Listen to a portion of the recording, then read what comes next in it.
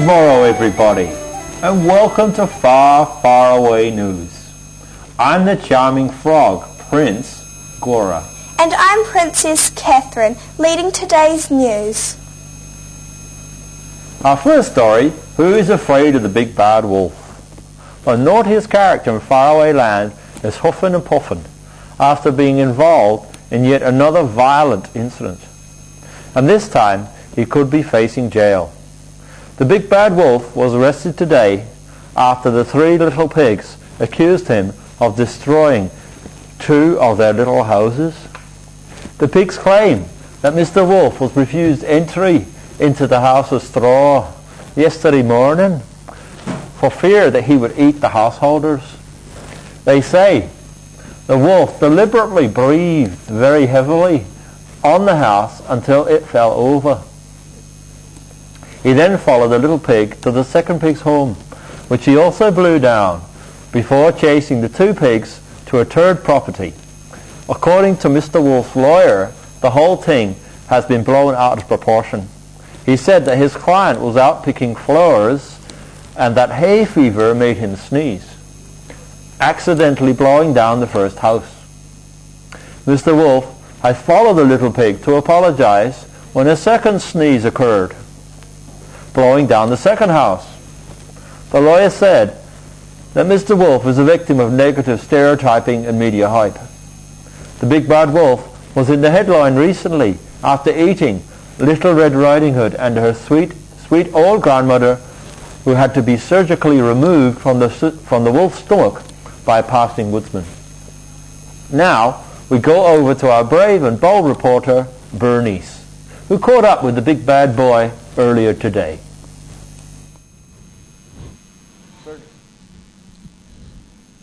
I thank thee, Gora. I'm here in the faraway country jail with the infamous big bad wolf. Mr. Wolf, you've been charged with destruction of two houses which don't necessarily meet faraway land building codes. How do you feel about these accusations? I think it's outrageous. The houses weren't even built properly. Thank you. You've been twice caught cross-dressing. Once in Grandma's clothing after the Little Red Riding Hood incident, and once in a sheep's clothing. How has this affected your clothing, jewellery, and hip-hop label? Not at all. I actually think ladies' clothing is quite comfortable, and that I shall add it to my label. What do you have to say about the good folk of faraway land? Who do you think that are nothing more than a dangerous criminal? That they are completely wrong about me. Mr. Wolf, you've been so kind to me. I thought that you were a big, bad wolf. Well, actually I'm not. I accidentally blew down two houses, and the wind does that all the time, right? And no one blames the wind.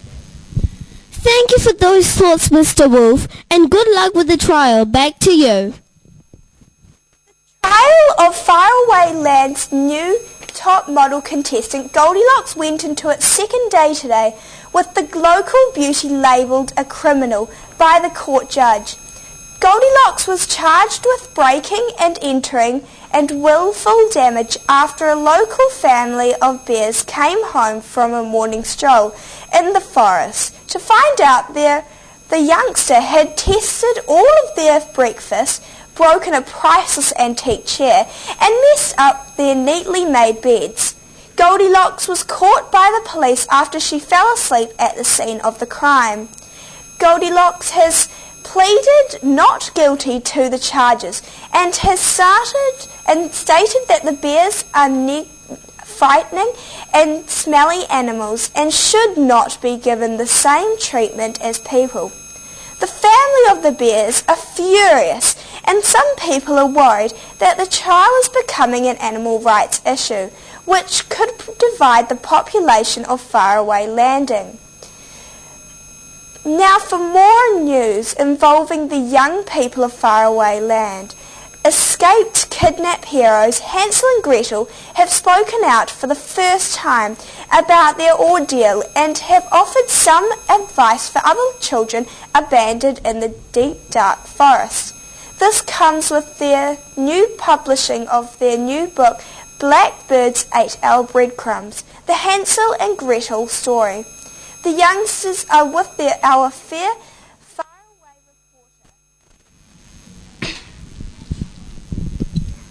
Patrick's terrible story. Greetings to thee, Julia. And greetings to all fair viewers. I am here in the very deep dark woods with Hansel and his sister Gretel. Good morrow to you both. Now that your evil stepmother has passed on, how have relations been with your father since the incident? Me? Our relations have got a lot better, and the family's getting on well, and everything's a lot nicer without my evil stepmother there. You're obviously both very rich now, having found all the jewels in the witch's house. How do you plan on spending the money? I think you should ask my brother. We're going to get a Mercedes. Very flash. Hansel, you're back in great shape now after being fattened up for your eating. How did you do it? I went to Weight Watchers, and I go on runs, and I go to the gym every Friday morning. What advice do you have for the other children? Should they be abandoned by their parents in the woods? Well, if they are, I just hope they're okay, and instead of using breadcrumbs, they should use stones or sticks, something like that, to get home. Were there any other scary things that happened to you in the woods? Yes, we saw a big, scary bear, and which almost bit off our heads. Thank you. I thank thee, Julia. And now for entertainment news and scandal brought to you by Cinderella's Shoe Emporium. If the shoe fits, you can wear it at Cindy's Shoes. Rapunzel has fired her hairstylist and is reportedly suing her after being given a disastrous haircut which threatened her career. It seems the princess was unhappy with the perm gone wrong, a bold new look which was an attempt to revive her career. But the newly fluffy princess says it has ruined her image and reputation for having the finest locks in the land.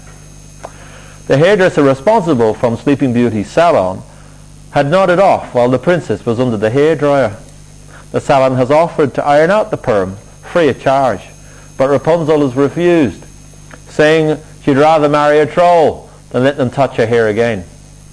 The latest tittle-tattle in showbiz is that Cinderella's ugly sisters are set to be involved in a new reality show called The Ugly Bachelorette, where would-be husbands compete for the affections of the unsightly siblings. Contestants are proving hard to find, despite a few million pieces of gold that comes with the marriage. So far, there are none. And finally, there's a whisper in the woods that all is not well with the marriage of unlikely celebrity couple Beauty and the Builder, which warmed the hearts of faraway land last year. After failed plans to adopt a child from every continent and poor sales of their album of duets, sources close to the couple report that happily ever after might not last much longer. Let's cross to our entertainment gossip reporter, Mother Hubbard. What's in the cupboard, Mother Hubbard? Yes, hello everyone. I'm Bob, here in the beautiful mansion of Beauty and the Builder. A very good day to you both. Good day. Yours was a classic love story where two opposites fell in love in spite of your differences. How have your different backgrounds influenced your decorating choices? Well, personally, I think he's a terrible decorator, so of course I do it all. What is the reality of living with someone who is completely different to you? Well, I build all the castles, and she does all the housework. I'd like to do more, but you don't let me. Well, I just try my best. You are pathetic. Okay, moving on. The Dewey album did not sell well. You haven't managed to adopt any orphans, and your fashion label has gone bust. What's next for you two lovebirds?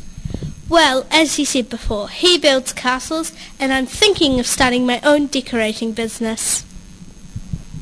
Well, I hope you decorate my castles. Of course, I won't do it for free. I'm not paying you. Then don't expect them to be decorated. Fine. Well, thanks for your time, Beauty and Builder, and I wish you good fortune for the future. Back to the studio. Well, thank you, Bob. Now for a quick look at the faraway stock market. At closing today, golden eggs have remained stable, and magic beans has fallen to a time low and are now worth less than half a cow. We now go over to you, Magic Mirror, with the weather update. Who will have the fairest weather of them all this week?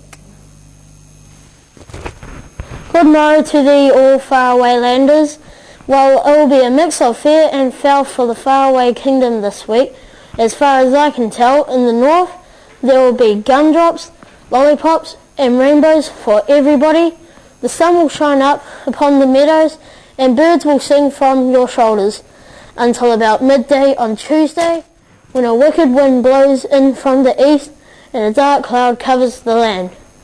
The deep dark forest will be deep and dark all week, with occasional sunny spells along with the usual witchy spells, especially after dark.